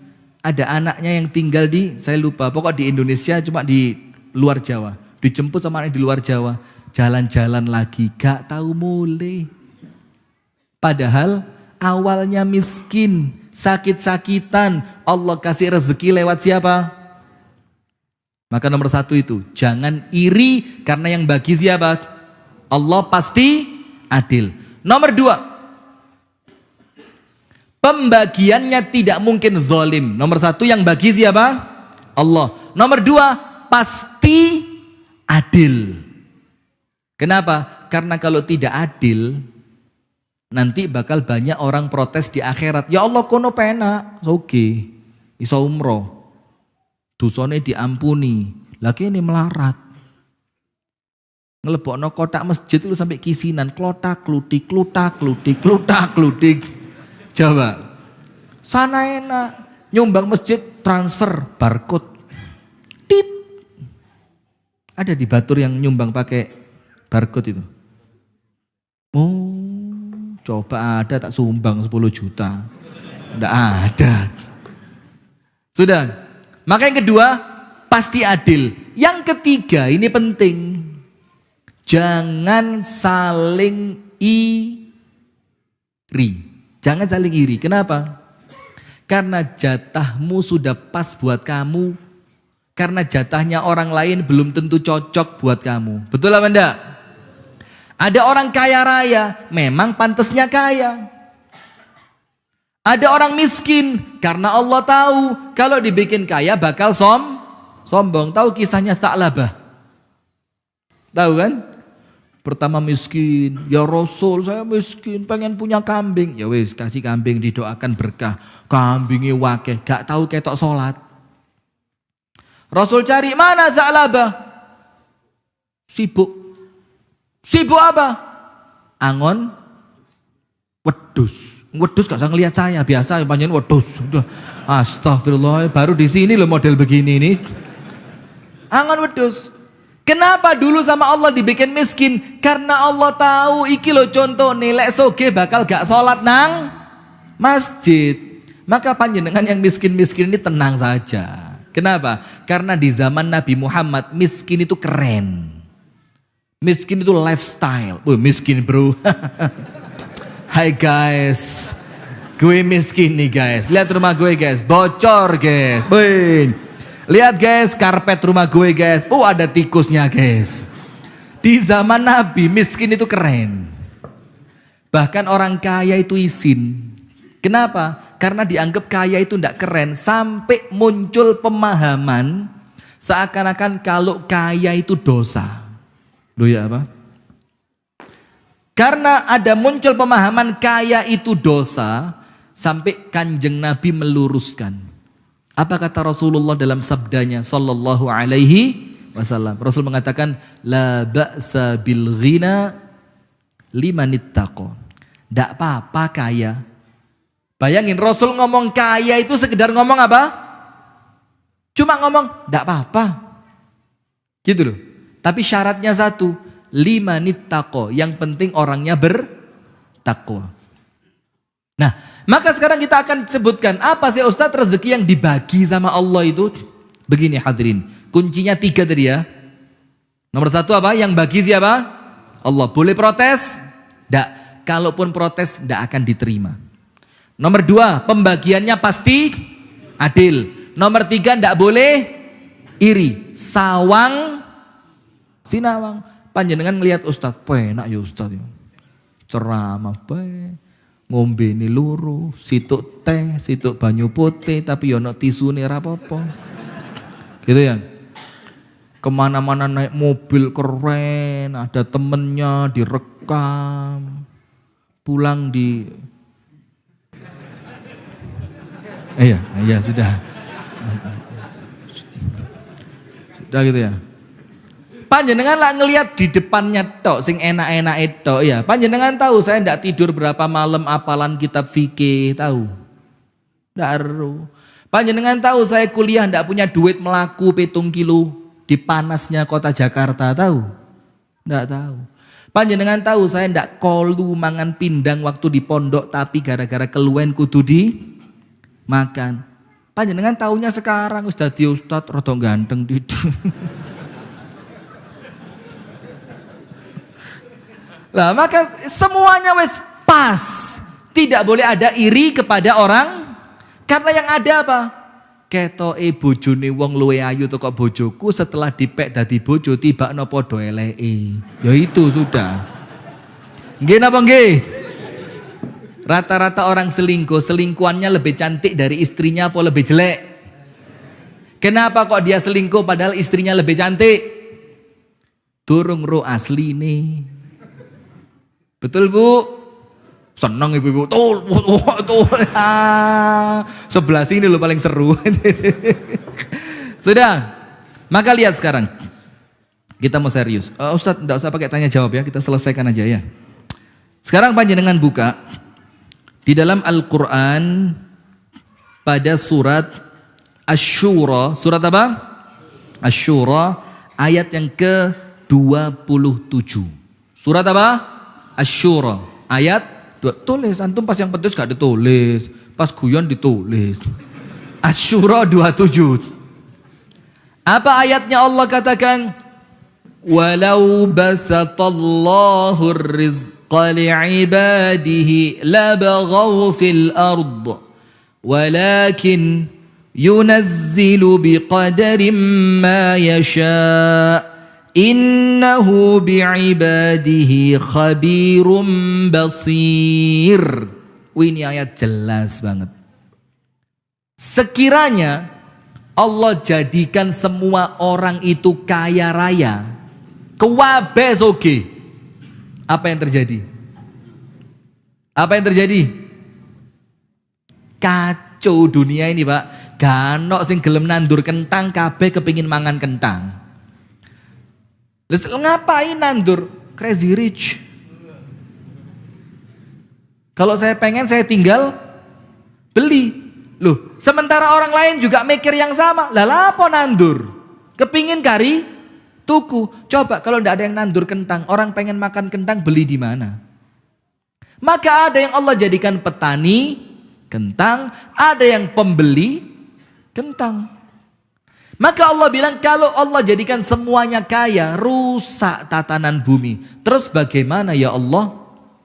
Walakin akan tetapi yunazzilu biqadari ma yasha. Allah akan turunkan rezeki sesuai kadar kebutuhannya masing-masing. Maka ingat, tidak ada orang itu kurang, tidak ada. Karena yang bagi siapa? Allah Maha tahu. Maka tidak ada kurang. Loh Ustadz, kalau tidak ada kurang kenapa ada orang utang? Ayo jawab. Katanya tidak ada yang kurang. Kenapa kok ada yang utang? Kepepet. Curhat mas. Kenapa? Dibilang Allah yang bagi. Karena Allah yang bagi, Allah Maha tahu. Allah Maha adil. Terus kan tidak ada yang kurang. Pasti cukup. Kenapa ada orang utang? Karena mainnya keinginan bukan kebutuhan. Paham? Karena mainnya apa? Keinginan bukan kebutuhan. Maka orang miskin, maaf ini bukan nunjuk siapapun. Maka orang miskin gaya hidupnya harus menyesuaikan. Ojo melarat mangane pizza. Miskin makannya fried chicken. Miskin itu ya tempe tahu cukup. Insya Allah cukup. Lah ini yang bikin kurang apa? Miskin beli bajunya di mall. Lah, gak usah mall. Pasar Batur cukup. Mall gak bisa dinyang. Pasar Batur bisa ditawar. Mall gak iso diutang. Pasar Batur kan kenal sama yang jual. Mbak, ulan ngarep yo. Nah, maka tidak ada yang kurang kalau kita menyesuaikan apa yang kita butuhkan. Tapi sayangnya manusia itu melebihi apa yang dia butuh, dia melayani apa yang dia inginkan. Belum butuh HP Android. Anak-anak SMP itu loh, saya lihat tadi ada Nisa Sabian di sini. Pegangnya Android. Aplikasinya ada 27, paling sing kanggo mek telu. WA, Facebook, Instagram, liane gak kanggo. Oh, satu lagi. Aplikasi foto 360. Untuk nipu calon konsumen. Astagfirullahaladzim. Nah, coba lihat. Nah, maka tak kasih cerita. Bahwasannya rezeki itu yang bagi siapa? Dan pembagiannya pasti adil. Panjenengan tahu seorang ulama besar namanya Hatim Al-Asam? Siapa namanya? Hatim Al-Asam. Kenapa dibilang asom, tuli, padahal dia tidak tuli? Ceritanya begini, dia ulama besar. Ada perempuan itu mau minta fatwa. Perempuan itu ternyata pas minta fatwa gak sengaja kepentut di depan ulama besar. Jaga perasaannya perempuan itu Imam Hatim pura-pura tuli. Mbak, kalau ngomong yang keras dong. Saya tidak dengar. Saya ini laki-laki tuli. Perempuannya apa? Lega hatiku. Gak kerungu. Dia lupa bahwa walaupun tidak ada suara ada. Apa itu? Itu Imam Hatim Al-Asam. Jadi pura-pura tuli. Jaga perasaannya siapa? Perempuan. Nah, saya sudah keburu waktu ini. Imam Hatim Al-Asam ini hadirin. Dia orangnya miskin papa. Apa miskin papa itu? Yo, miskin yang sudah sangat miskin. Anaknya banyak. Anaknya banyak. Maka orang zaman dulu bilang banyak anak banyak. Betul apa enggak? Betul apa enggak? Betul. Karena setiap anak yang lahir bawa rezekinya masing. Kenapa takut? Kita ini ditakut-takuti tok. Sementara yang nakut-nakuti miskin itu siapa? Setan. Asyaitanu yukhawwifukumul faqr. Setan itu menakut-nakuti kalian dengan kemiskinan. Akhirnya apa? Gak wani sodako, gak wani duwe anak akeh, gak wani. Setan bikin takut. Bu ya? Masuk enggak suara saya tadi? Dah masuk. Sulanang sawono. Ustadz Abadi, Masya Allah. Nanti konsultasi pribadi kita ya, Japri. Jangan di sini ada istri antum. Sudah? Maka Hatim Al-Asam tidak pernah kedengar cerita kelaparan. Padahal anaknya banyak, beliau orang miskin. Sudah? Suatu hari Hatim Al-Asam ini biasanya ceria terus. Mukanya tidak pernah murung. Mukanya tidak pernah apa? Murung, tidak pernah murung. Tapi apa yang terjadi hadirin? Suatu hari, berhari-hari mukanya cemberut. Mukanya cemberut. Sampai anak perempuannya bingung. Pak, niki kados mboten biasa nih. Tidak seperti biasa ini. Kenapa? Biasanya ceria. Kok beberapa hari saya lihat wajahmu murung. Bapaknya bilang, gini nak, saya kepingin berangkat haji. Tiap tahun saya tahan. Kepingin berangkat tidak bisa karena tidak punya uang. Kepingin berangkat tidak bisa, tidak punya. Tahun ini, keinginan itu tidak bisa ditahan. Keinginannya tidak bisa diapain? Ditahan. Seakan-akan sepertinya harus berangkat. Itu yang bikin saya kepikiran nak. Sampai wajah saya apa? Murung. Apa kata anak perempuannya umur 9 tahun? Pak, berangkat aja. Gak usah ruwet. Tuh. Bapaknya bilang, saya kenal yang ngomong. Loh enggak pak. Berangkat saja, gak usah bingung. Bapaknya bilang, berangkat sih berangkat. Uangnya mana? Anak kecil itu bilang apa? Pak, bukankah dulu panjenengan cerita, kalau orang ikhlas menghadap untuk datang kepada Allah, Allah tidak akan mensia-siakan dia. Iya betul. Nah sudah pak. Mosok sampean yang ngomong, sampean yang lupa. Iya wes bismillah. Tapi satu kata bapaknya, ibumu beritahu bahwa bapakmu kepingin berangkat haji. Berangkat anak perempuan ke ibunya. Bu, saya mau tanya. Iya. Bapak kita, suamimu, ya enggak gitu ya, masa anak ngomong suamimu. Bapak kita bu, itu pemberi rezeki atau pemakan rezeki? Ayo yang mana? Panjenengan suami. Suami itu pemberi rezeki atau pemakan rezeki? Pemakan, karena yang memberi rezeki siapa? Allah.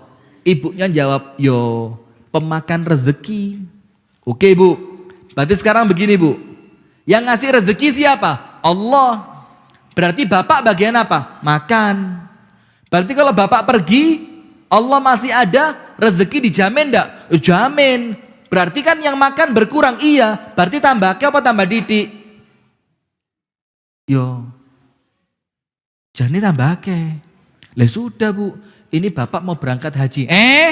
Duit apa? Langsung ibunya gitu kan. Anak ibu, katanya yang ngasih rezeki Allah, bapak ngentekno rezeki. Berarti kalau bapak pergi kan rezekinya tambah banyak. Karena yang ngasih rezeki Allah masih ada, bapaknya sudah pergi. Oh ya sudah wes, suruh berangkat. Sudah. Ketika dapat izin dari istri, maka Imam Hatim Al-Asam kerja keras. Cari uang untuk modal berangkat haji. Loh, namanya memang rezekinya ndak banyak. Sak keras-kerasnya kerja yo oleh mek titik, dapat cuma sedikit. Apa yang terjadi hadirin? Setelah dia kerja, waktu berangkat haji uangnya dibagi 2. Pas. Cukup untuk keluarga makan selama 3 hari. Dan untuk Hatim Al-Asam cukup untuk perjalanan 3 hari. Di rumah cukup untuk berapa hari? 3. Untuk anak dan istri. Untuk beliau berangkat haji cukup berapa? 3 hari. Sip kan? Pembagiannya pas. Wes bagi loro. Kon cukup telu, aku cukup 3 hari. Tapi masalahnya berangkat haji di zaman itu budale saulan. Di Mekah 1 bulan. Pulang 1 bulan berapa? 3 bulan. Cukupnya cuma buat berapa? 3 hari, kira-kira jadi berangkat apa enggak? Kalau panjenengan kira-kira seperti itu berangkat apa enggak jadi? Berangkat apa enggak jadi? Belajar dari Hatim Al-Asam, berangkat. Bismillah, tawakkalna ala Allah, tawakal sama Allah. Sudah, hari pertama lancar, hari kedua lancar, hari ketiga roti terakhir mau dia makan, kepikiran, ya Allah, ya Rabbi, ya Razzaq. Roti terakhir. Setelah ini besok sampai 3 bulan ke depan saya tidak tahu ya Allah mau makan apa. Dan kepikiran yang di rumah juga hari terakhir, ya Allah saya tidak tahu mereka ini sampai 3 bulan ke depan makan apa. Sudah kan? Setelah roti terakhir selesai dimakan, dia doa sama Allah, ya Allah engkau zat yang maha memberi rezeki. Sudah. Tiba-tiba kepala rombongan bilang apa? Berhenti, stop. Bikin tenda, kita istirahat. Perjalanan dilanjutkan besok. Wes tenang, bangun tenda, semuanya berhenti istirahat. Terus kepala rombongan bilang apa?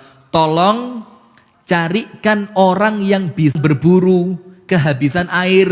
Tolong ini teko diisi air. Raja pengen minum.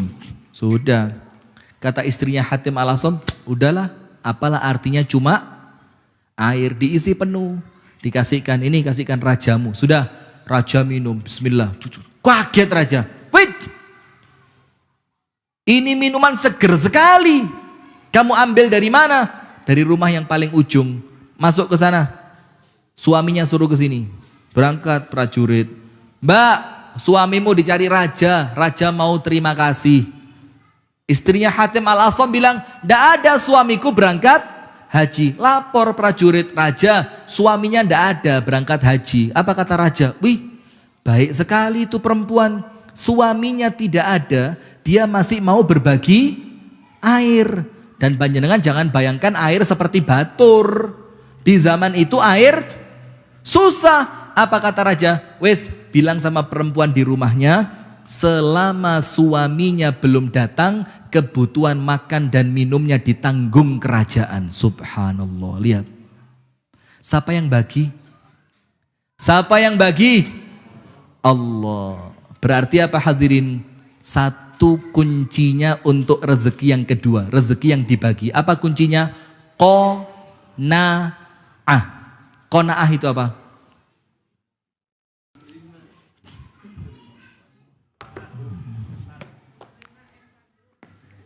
Qanaah itu apa?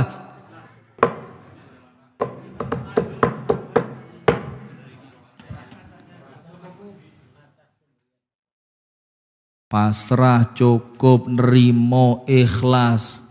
Qanaah zaman dulu. Qanaah itu apa? Apa? Ibu-ibu, monggo Bu. Kasih ibu yang pakai apa itu? Tolong. Takmir. Meneng tok ae. Sana. Ini bukan nenekmu loh tapi. Sudah tadi pagi. Mau gak nombai mana engko. Sana. Loh, sampean mlaku rono. Coba yang dapat neneknya melaku deh. Karena yang dapat orang lain. Sedang begini, Pak. Qanaah itu bukan cuma nerimo. Kalau orang kaya qanaahnya nerimo, yo kenaan reno soge gak nerimo ya. Qanaah itu merasa cukup, wes soge kok gak kerasa cukup ya kenemenen. Qanaah itu ikhlas, lo soge kok gak ikhlas. Gak bisa. Qanaahnya orang miskin apa? Yakin bahwa yang Allah bagi pasti cukup. Itu qanaahnya orang miskin. Pokok yakin seberapapun yang Allah kasih pasti itu qanaahnya orang miskin. Saya mau tanya, terus qanaahnya orang kaya bagaimana? Wabot. Ayo angkat tangan yang kaya. Angkat tangan. Loh, khawatir dijalui sumbangan gitu. Ayo yang kaya angkat tangan. Bagaimana qanaahnya orang kaya? Ayo.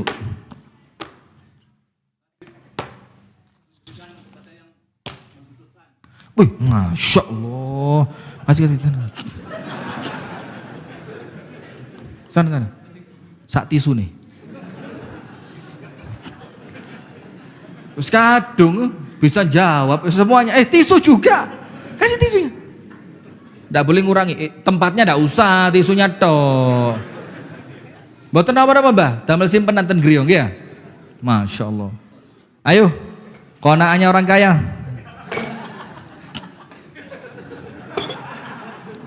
Bingung. Jangan. Begini, Pak. Qanaahnya orang kaya, jazakumullah khair, matur suwun Pak, barakallahu fiik. Semoga Allah berkahi panjenengan. Begini, qanaahnya orang kaya, apapun yang telah lewat batas kebutuhan, itu orang kaya harus yakin bahwa itu Allah nitip untuk dibagi sama orang miskin.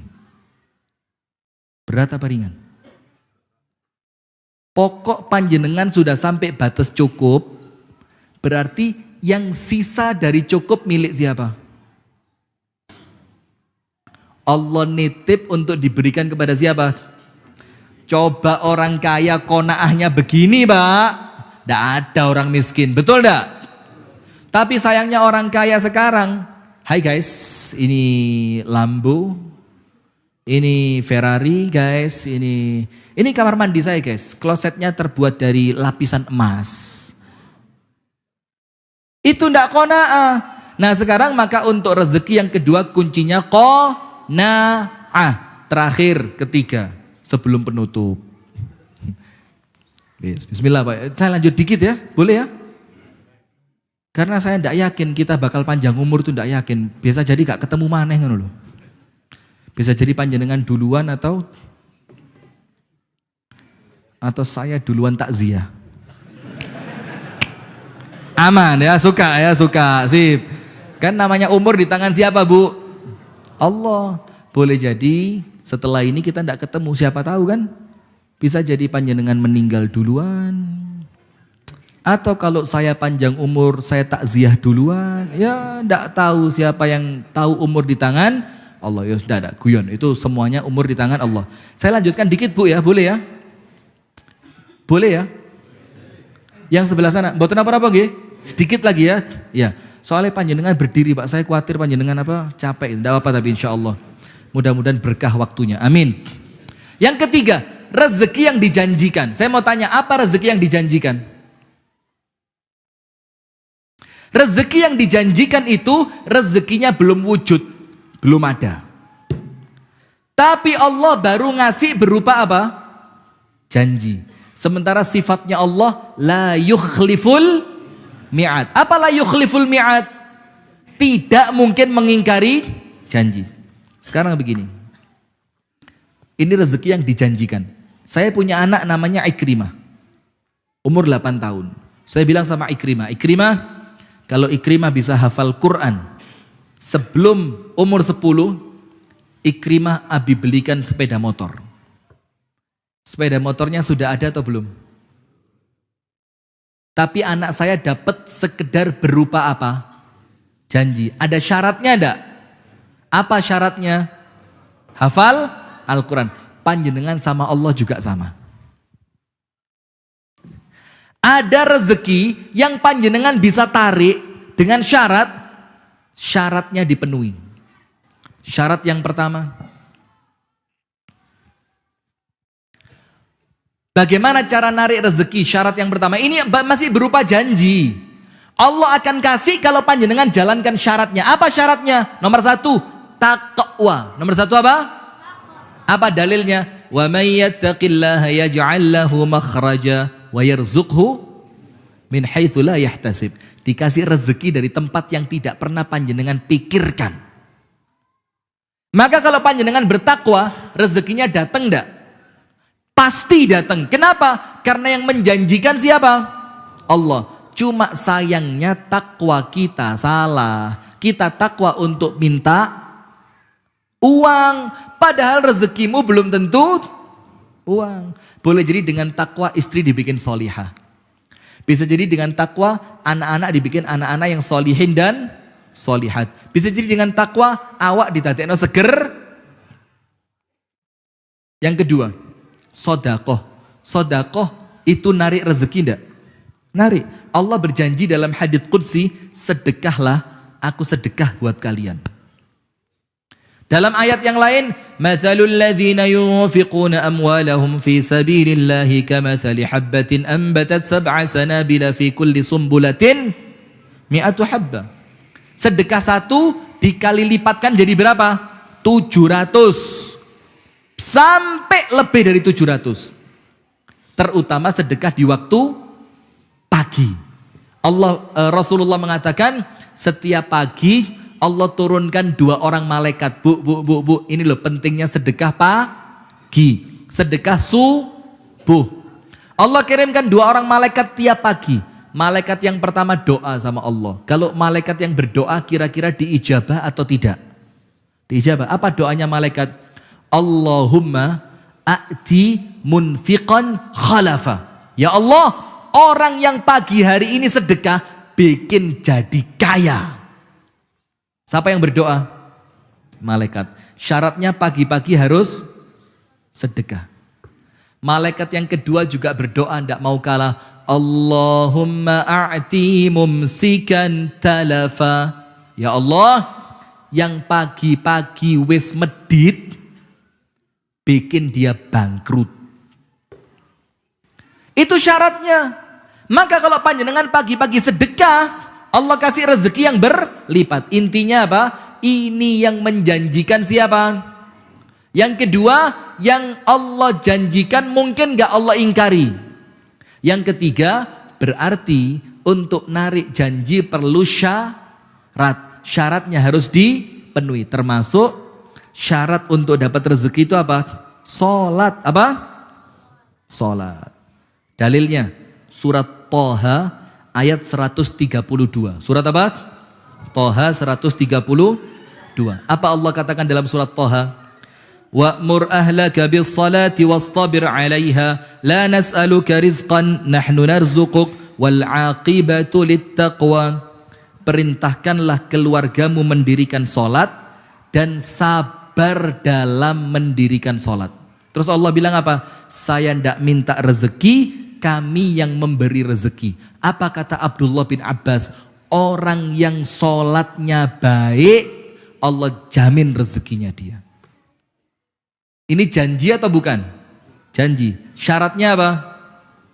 Sholatnya harus baik. Maka nun sewu, mohon maaf, permisi. Kalau panjenengan kerasa rezeki ini sempit, seret, cupet, titik, kurang, jangan-jangan sholatnya males. Maka obati kurangnya rezeki dengan sholat yang baik. Itu janji dari Allah. Dan itu rezeki yang dijanjikan. Terakhir, rezeki yang dimiliki. Apa itu?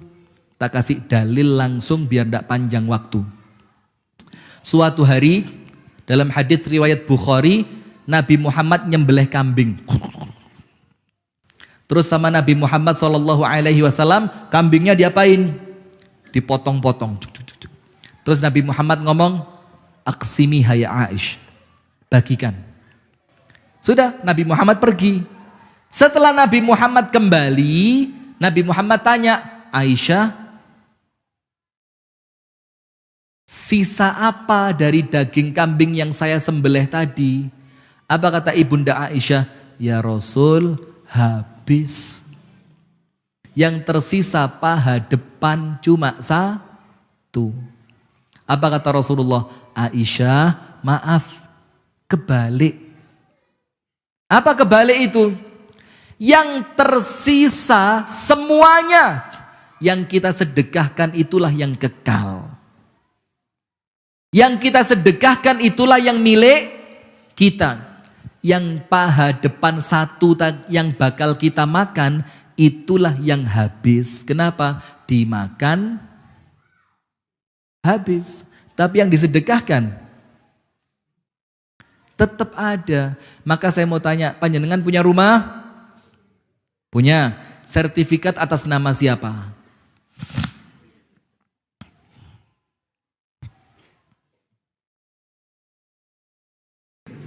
Langsung dingkluk kabeh. Wes, Ustadz Abadi. Boleh saya tanya Ustadz ya? Rumah punya antum. Sertifikat atas nama? Atas nama antum. Oh lala, sudah. Yang rumahnya atas nama dirinya, angkat tangan. Ini buat contoh saja. Nama antum siapa Ustadz? Tadi sudah dapat hadiah? Oh belum? Nggak muter tok. Nun sewu diberikan sebelah sana. Saya sambil tanya Pak ya. Namanya siapa Pak? Isman. Bapak Risman. Bapak Risman sertifikat rumah atas nama siapa? Bapak Risman juga ya, namanya Risman. Itu berarti rumahnya siapa? Ya rumahnya Pak Risman. Belum tentu. Misalkan malam ini panjenengan meninggal. Loh. Terus dikai hadiah masuk gak gelem gak contoh. Apa kurang? Tambah satu. Non sewu. Tambah satu. Misalkan mudah-mudahan panjang umur. Amin ya rabbal alamin. Misalkan malam ini panjenengan meninggal, rumah itu jadi milik siapa? Ahli waris. Ada kemungkinan enggak panjenengan malam ini meninggal? Ada. Berarti kalau panjenengan kepingin rumah itu jadi betul-betul milik panjenengan, caranya bagaimana?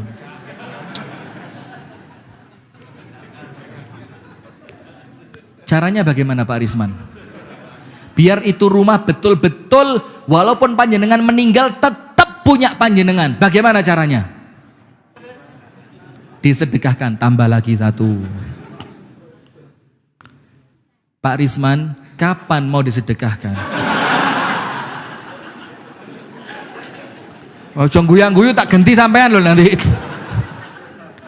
Begitu hadirin. Rumah sertifikat nama saya. Berapa? 18 rumah.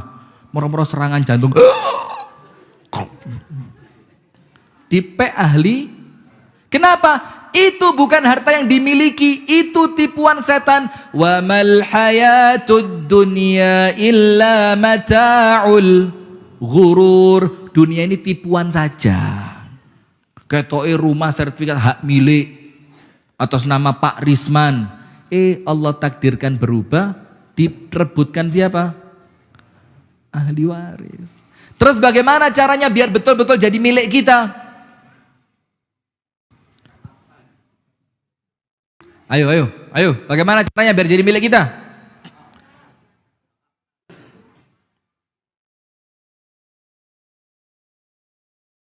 Pak Rozak, bagaimana caranya Pak Rozak mobil itu Xenia biar jadi milik Pak Rozak? Kasih Pak Rozak. Nun sewu Pak Rozak, diwakafkan. Masjid Al-Hasbi sudah punya akte notaris. Ini mau dapat waris, mau dapat wakaf loh ini, segera diurus ya. Nah maka itu mobil jadi betul-betul milik nama Pak Rozak ketika datang ke notaris. Notaris, ini takmir Masjid Al-Hasbi Kauman Batur Banjarnegara. Ini saya yang nama mobil ini BPKB-nya Rozak Tanah. Iya namanya Rozak Tanah kan? Rozak Tanah. Saya kepingin mobil ini betul-betul jadi milik saya. Bagaimana? Tulis akte notaris, catat namanya jadi surat wakaf untuk mobil operasional Masjid Al-Hasbi. Langsung materai, stempel, tanda tangan Ustadz Abadi, guyu muling go mobil. Wih. Walaupun yang bawa Ustadz Abadi, walaupun mobil dipakai Masjid Al-Hasbi, tapi mobil itu sekarang milik siapa? Pak Rozak. Kapanpun Pak Rozak meninggal, itu mobil dibawa masuk kuburan. Serius ini. Maka panjenengan jangan ketipu, sing soge-soge iku lho. Mati ya susah sampean. Ada. Tak kasih cerita, ini teman saya. Astagfirullah, mudah-mudahan dia enggak nonton. Mudah-mudahan dia enggak nonton. Begini ceritanya. Teman saya, Pak, zaman orang belum punya Alphard. Itu bapaknya dia beli Alphard. Alphard baru dibeli seminggu, Allah takdirkan bapaknya meninggal. Padahal itu mobil impian bapaknya. Dan zaman itu belum banyak yang punya mobil Alphard itu. Paling cuma saya terus. Panjenengan yo gak amin guyu ngono amin gitu loh. Coba yang punya paling cuma saya. Mau medit, amin tok medit. Sedang Allah takdirkan bapaknya meninggal. Apa yang terjadi hadirin? Karena anaknya tahu itu mobil impian bapaknya, itu mobil dibawa ke showroom. Kursinya dilepas semua. untuk memasukkan peti mati. Karena apa? Anaknya berharap bapaknya seneng diangkut pakai mobil impian. Sudah, masuk tempat pemakaman umum, petinya turun, peti masuk kuburan, diuruk tanah, mobil pulang, masuk showroom, kursi kembali, malamnya anaknya jalan-jalan pakai Alphard. Berarti mobilnya siapa? Yang beli siapa? Jawab yang keras. Mobilnya siapa sekarang? Anaknya. Padahal yang beli siapa? Tak kasih contoh lagi. Ada satu mubalek di tempat kami. Beli tanah, bangun rumah, ada masjidnya. Ketika usianya mencapai 70 tahun, itu rumah, tanah, dan sak masjidnya diwakafkan untuk Muhammadiyah. Serius ini. Terus kita tanya, Pak, anak panjenengan kan banyak, kenapa tidak dibagi anak? Loh kok enak? Sing tuku tanah sapa? Aku. Yang beli tanah saya. Yang bangun rumah siapa? Saya. Yang bangun masjid siapa? Saya. Maka saya mati harus saya bawa. Biar anak saya kerja sendiri, beli tanah sendiri, bangun rumah sendiri. Ini tanah-tanah saya, rumah-rumah saya, masjid-masjid saya, uang-uang saya, halal milik saya. Saya mati, kudu tak gawa kuburan. Bagaimana caranya? Sertifikat wakaf. Ayo bismillah. Wih, ini coba sak batur diwakafkan semua, Pak. Waduh. Besok masuk koran, saya jamin. Langsung batur ini viral. Satu kampung kompak wakaf rumah. Setuju Ustaz? Termasuk rumah antum loh. Nah, itu hadirin. Maka itu rezeki yang dimiliki. Karena Rasulullah bilang apa? Yaqulun nasu mali mali mali. Manusia ngomong hartaku, hartaku, hartaku. Padahal hartamu cuma 3. Nomor 1, ma akalta fa'afnait. Apa yang kamu makan, kamu buang. Wa ma labista fa'afnait. Apa yang kamu fa'ablait. Apa yang kamu pakai, sampai usang. Dan yang ketiga, wa ma tasaddaqta fa'abqait. Apa yang kamu sedekahkan, dan itu akan menjadi kekal milik kamu. Milih mana? Ya pas pengajian milih nomor 3, mulai ya bingung mana. Sudah ya, itu hadirin. Ini 4 konsep rezeki menurut Al-Imam Al-Ghazali. Rezeki yang dijamin, apa yang dijamin? Makan dan minum. Rezeki yang dibagi, yang bagi siapa? Allah. Rezeki yang dijanjikan, syaratnya panjenengan lakukan, janjinya Allah datang. Yang terakhir, rezeki yang dimiliki, betul-betul milik panjenengan dengan syarat itu awalnya hak milik menjadi surat wakaf atau sedekah. Barakallahu fikum. Saya mohon maaf betul ya, terlalu panjang sampai jam 9. Ibu-ibu mohon maaf Bu ya. Bapak-bapak yang di luar juga mohon maaf Pak ya. Mudah-mudahan semuanya saya doakan sehat walafiat. Saya doakan rezekinya barokah, anak turunnya solihin dan solihah. Insya Allah Allah berikan istiqomah sampai kemudian semuanya diantara kita meninggal dalam keadaan husnul khatimah. Amin ya rabbal alamin. Doakan saya juga ya, mudah-mudahan sehat terus, istiqomah, Allah jaga dari semua fitnah. Amin ya rabbal alamin. Insya Allah tahun depan bisa ketemu lagi di sini. Amin ya rabbal. Kok tahun depan? Lama sekali. Kapan? Mau saya sakit.